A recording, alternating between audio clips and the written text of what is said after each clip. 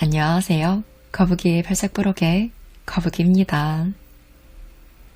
성공은 대부분 능력보다 운으로 정해진다고 해요. 우리가 운을 붙잡기 위해서는 여러 우연이 들어올 수 있도록 토대를 만들어야 하는데요. 이렇게 토대를 만들려면 어떻게 해야 할까요? 오늘은 이에 대해 약간 과학적으로 접근해 보려고 해요. 영성이나 주역 쪽은 아니지만 과학적으로 증명된 결과를 기반으로 한 운을 내 편으로 만드는 법을 스즈키 유의 운의 방정식과 함께 살펴볼게요. 인생에서 성공하려면 무엇이 필요할까요? 예로부터 사람들은 부단히 이 물음에 관심을 가졌고 과학의 세계에서 역시 이와 관련된 연구를 거듭했습니다. 수입이 많고 지위가 높은 사람, 이래서도 큰 성과를 올리는 사람에게는 어떤 비밀이 숨어 있을까요? 어려운 작업을 수행하는 능력, 실패해도 굴하지 않고 성장하고자 하는 자세, 감정 조절이나 공감력 등 연구자마다 내놓는 답은 다릅니다. 하지만 어떤 관점을 가졌건 그 답들은 방대한 데이터로 성공의 비결에 관한 주장을 뒷받침하고 있으며 논리의 설득력이 묻어납니다. 최근에는 주로 경제학이나 위기 분석 분야에서 인생의 성공에 관한 새로운 견해가 제시되었는데요. 성공은 대부분 능력보다 운으로 정해진다는 것입니다. 이는 타고난 지성이나 소통 능력 등 개인적인 자질도 중요하지만 예기치 않은 행운이 인생에 미치는 영향이 크다는 것을 의미하기도 합니다. 외모나 태어난 달은 노력으로 바꾸지 못하지만 인생에 크고 작은 영향을 미칩니다. 이 밖에도 성격이나 운동신경, 부모의 학력 등 성공을 좌우하는 수많은 운의 종류를 모두 들자면 끝이 없죠. 역시 인생은 행운 게임이라고 할 만합니다. 하지만 포기하기에는 일러요. 고맙게도 최근 운을 과학적 관점으로 보는 연구들 덕분에 좋은 우연을 끌어당기는 방법이 규명되기 시작했습니다. 인생이 운으로 결정되는 게임인 것은 틀림없다지만 특정 기술만 습득하면 게임을 유리한 쪽으로 유도하는 게 불가능하지 않다는 뜻입니다. 그렇다고 사주나 영적인 범주를 오늘 이야기하는 건 아니에요. 영국의 인류연구기관의 연구진은 십수년째 행운을 잡는 방법에 관한 과학적인 조사에 매진 중이고 어느 정도 성과도 올리고 있는데요. 세계적으로 손꼽히는 순수 학문 연구기관인 프린스턴 고등연구소에서는 내부적으로 행운연구소 같은 전문 조사기관까지 창설했을 정도니 운에 관한 연구가 얼마나 주목받는지 어느 정도 짐작이 가실 겁니다. 과학의 힘으로 운을 상승시킬 수 있다는데 어찌 이들의 지식을 빌려 쓰지 않을 수 있을까요? 연구자마다 미묘하게 다르긴 하지만 대체로 이 공식으로 정리됩니다. 행운은 행동 곱하기 다양 플러스 인지 곱하기 회복. 이게 무슨 소리냐고요?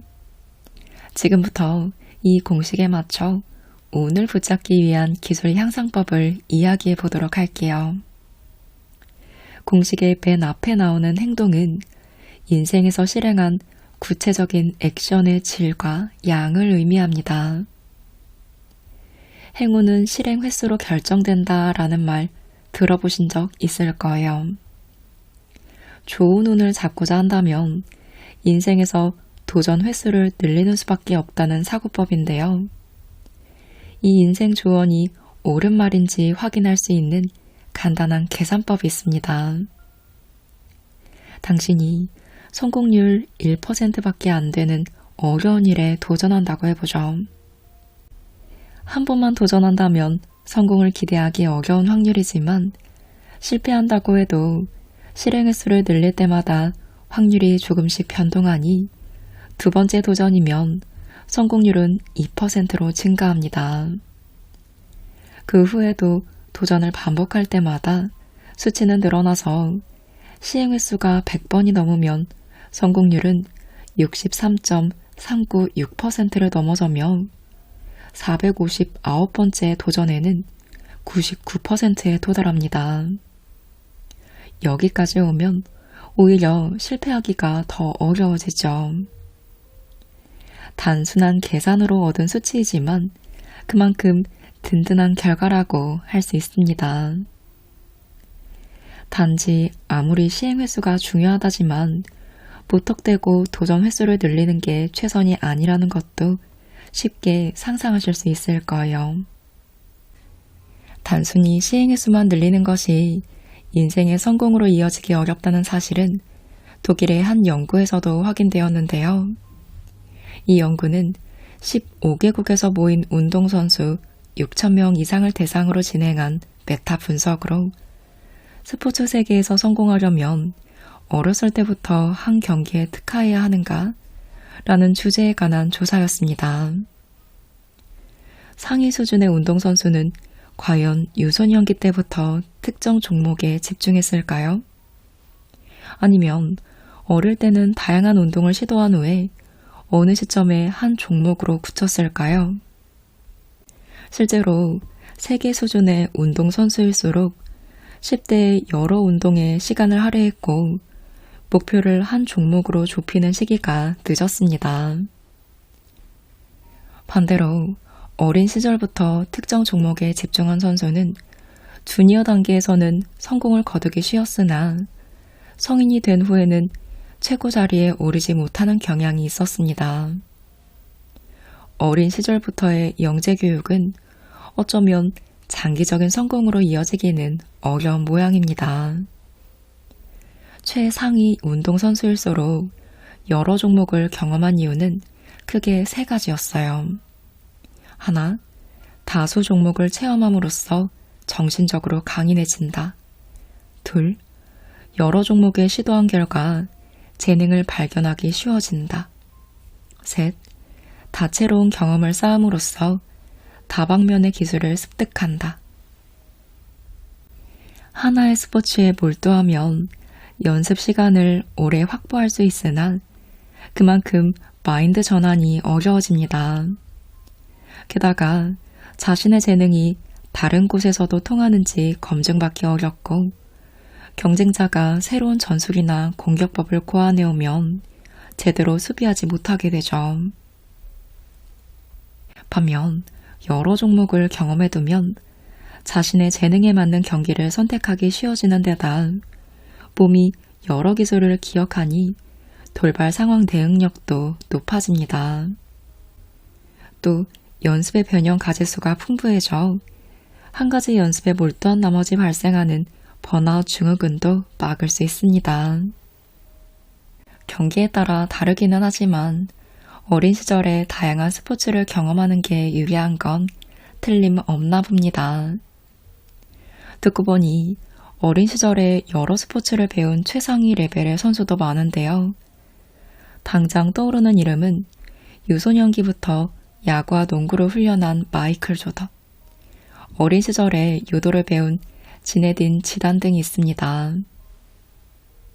네, 눈치채셨겠지만 지금까지의 설명은 운의 공식에서 두 번째 요소인 다양성에 관한 내용입니다. 어제까지 통한 기술이나 지식이 내일은 진부해지는 현대에 다채로운 체험이 도움이 되는 것은 당연한 이야기겠죠. 우리는 어쩌면 한 가지 일에 집중하는 사람을 칭송하기 쉬우나 시행 횟수의 작용을 충분히 살리려면 같은 일을 반복하기보단 도전 분야도 늘려야 하는 것입니다. 행동한 횟수를 예기치 못한 행운으로 바꾸기 위해서는 공식에서 세 번째 요소인 인지가 필요합니다. 인지란 주변에서 일어나는 작은 변화를 눈치채는 능력을 의미하는데요. 시행 횟수를 통해 불러들인 좋은 우연을 꽃피우는 역할을 합니다. 뛰어난 혁신가들은 모두 주위에서 일어나는 사소한 변화에도 민감하게 반응하고 그것으로 인해 전례 없는 발명을 이뤘습니다. 뛰어난 혁신가는 평범한 사람보다 인지의 1.5배의 시간을 쏟고 있었어요.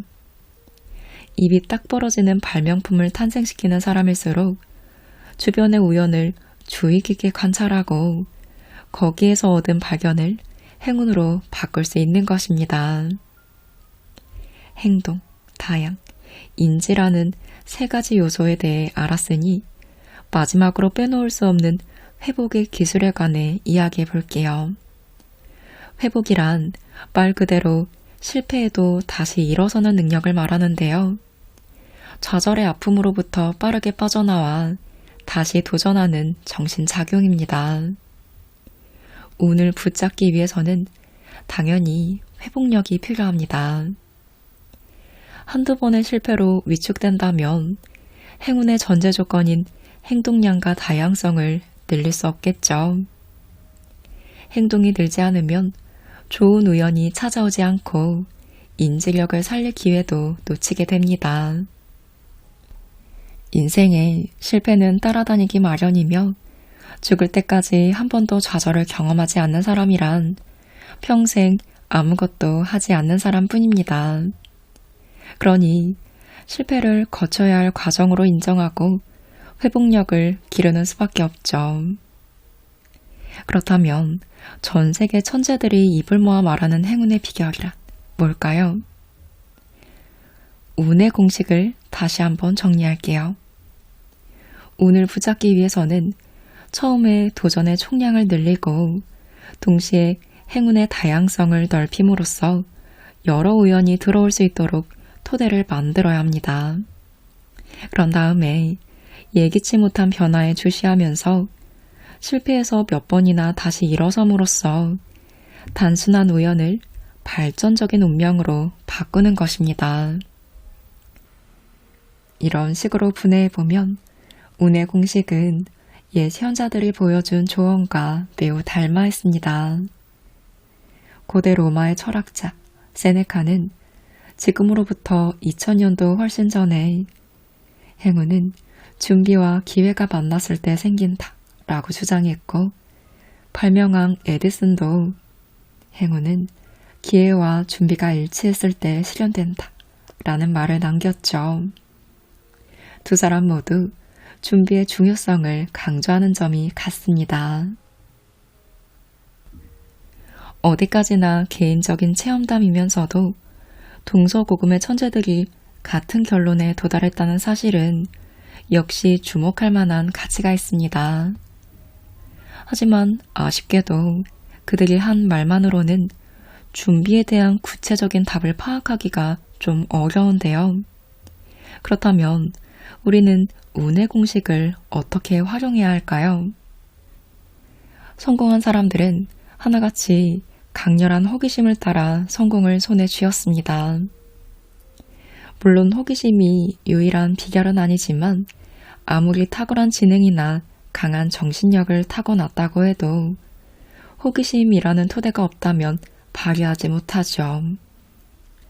자신의 특기를 초월한 분야에 관심을 두면서 손익 계산을 따지지 않고 폭넓은 도전을 거듭하지 않으면 어떠한 재능도 날개를 달지 못하고 끝날 수 있습니다. 진정한 천재는 목숨이 닿을 때까지 인생을 탐색할 수 있는 자입니다. 호기심이라는 기술을 익히고 인생을 꾸준히 탐색하려면 어떻게 해야 할까요? 여러 방법 중 가장 핵심은 이거예요. 될 때까지 잘 되는 척하자. 될 때까지 잘 되는 척하자. 만일 다른 누군가로 다시 태어나고 싶다면 그 인물의 생각과 행동을 따라하세요. 그러면 이윽고 되고 싶던 인간이 됩니다. 누구나 알 법한 이치를 단적으로 표현한 이 말은 영어권에서는 꽤 익숙한 문구입니다. 일로 인정받고 싶을 때는 높은 성과를 올리는 사람의 일하는 모습을 흉내내고 운동을 잘하고 싶을 때는 경기를 잘하는 선수의 자세를 따라합니다. 이렇듯 누구에게나 되고 싶은 인물의 생각과 행동을 모사해본 경험이 한 번쯤은 있으실 거예요. 아무 근거도 없이 자신을 개선하고자 모색하기보다는 구체적인 롤모델이 있다면 훨씬 성공에 가까워지기 쉽습니다. 이런 조언이 일이나 운동에서만 통하는 건 아닙니다. 인간의 호기심 역시 잘 되는 척하다 보면 발전한다는 것을 최근 수년 동안의 연구로 알아냈기 때문인데요. 미국의 심리학자 네이선 허드슨 연구진은 재미있는 실험을 진행해요. 연구팀은 여러 대학교의 대학생 400명 이상을 모은 후 자신의 성격 중에서 바꾸고 싶은 부분을 생각하라고 제시합니다. 그리고 연구팀이 사전에 만들어 놓은 액션 리스트 중에서 실행하고 싶은 항목을 골라 일주일에 하나에서 최대 4가지씩 완수하도록 지령했는데요. 가령 사교성이 좋아지고 싶은 학생은 과거의 친구에게 연락하기, 처음 만나는 상대에게 인사하기 등의 과제를, 밝은 성격을 갖고 싶은 학생에게는 친구에게 걱정거리 상담하기, 불안하면 심호흡하기 등의 과제를 완수해야 합니다. 요는 참가학생 모두가 각자가 바라는 성격을 이미 갖춘 듯 행동하게 한 거예요. 그리고 4개월 후 학생들에게 꽤 흥미로운 변화가 나타납니다. 과제를 착실하게 수행한 참가자는 성격 테스트 결과가 바뀌었고 실제로 본인이 바라던 캐릭터를 갖게 된 거예요. 이 결과에 대해 연구팀은 자신이 목표하는 행동을 적극적으로 실행할 수 있다면 성격 특성은 바꿀 수 있다 라는 의견을 내놓았습니다.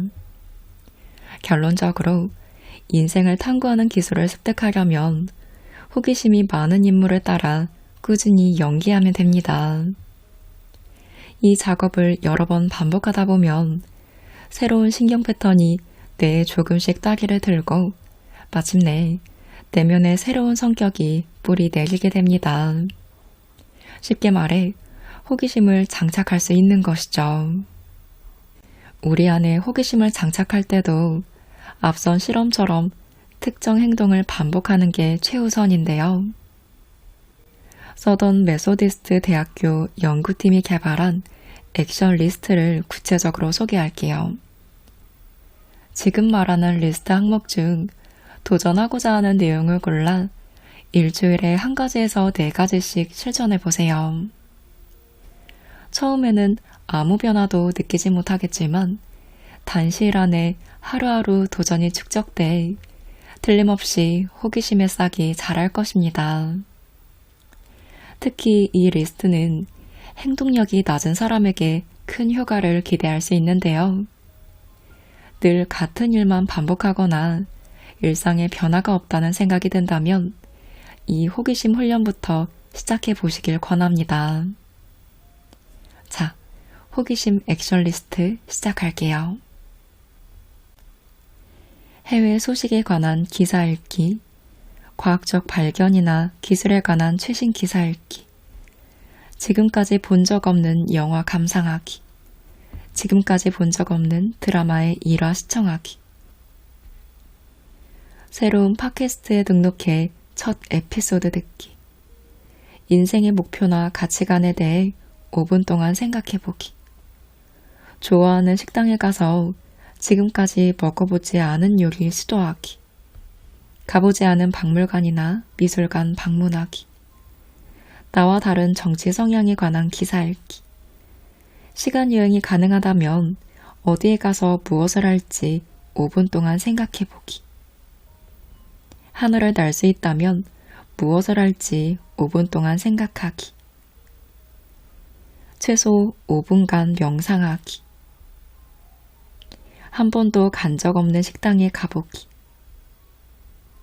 독서 모임이나 시 낭송회에 참여하기, 눈을 감고 좋아하는 곡을 들으면서 곡의 어떤 점이 좋은지, 어떤 기분이 드는지 몇 분 동안 생각하기. 일상에서 아직 답을 찾지 못한 질문을 적어보기. 예를 들어, 플라스틱은 무엇으로 만들어졌을까? 화장실 물이 흐르는 원리는? 미술 작품을 판매하는 곳에서 마음에 드는 것을 찾아내 그 작품의 어느 부분이 좋았는지, 무엇을 느꼈는지 생각하기. 평소에 듣지 않던 음악 공연에 참여하기. 일상에서 궁금한 일을 찾아 인터넷에서 검색하기. 예를 들어, 기린의 혀는 왜 보라색일까? 도로가 정체되었을 때 제일 앞에 차는 어떤 상황일까? 등등. 가보고 싶은 장소를 정하고 그곳에서 해보고 싶은 일을 5분 정도 공상하기. 새로운 소설이나 논픽션을 30분 이상 읽기. 예술 활동을 20분 이상 하기. 예를 들어 그림 그리기, 조각, 사진 촬영 등등. 지금까지 간 적 없는 동네 공원이나 가게 찾아가기. 무언가 새로운 일에 도전하고 하루를 마무리하면서 그 체험에서 마음에 든 점을 5분 정도 돌아보기. 나의 심리를 5분 정도 일기에 적어보기. 아름다워 보이는 인공물이나 자연을 사진으로 찍기.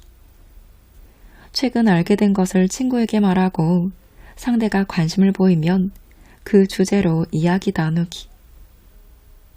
친구에게 인생의 의미가 무엇이냐고 물어 논의하기. 흥미있는 주제를 찾아 그 주제로 열리는 강연회에 참석하기. 해보고 싶은 새로운 체험을 작성해 그 중 하나를 시도하기. 친구와 꿈에 관해 이야기하고 내 꿈도 공유하기. 싫어하는 예술이나 음악을 찾아 그 작품의 좋은 점을 5분 정도 생각해보기. 독서 모임에 참여해 읽은 적 없는 책에 관해 이야기하기.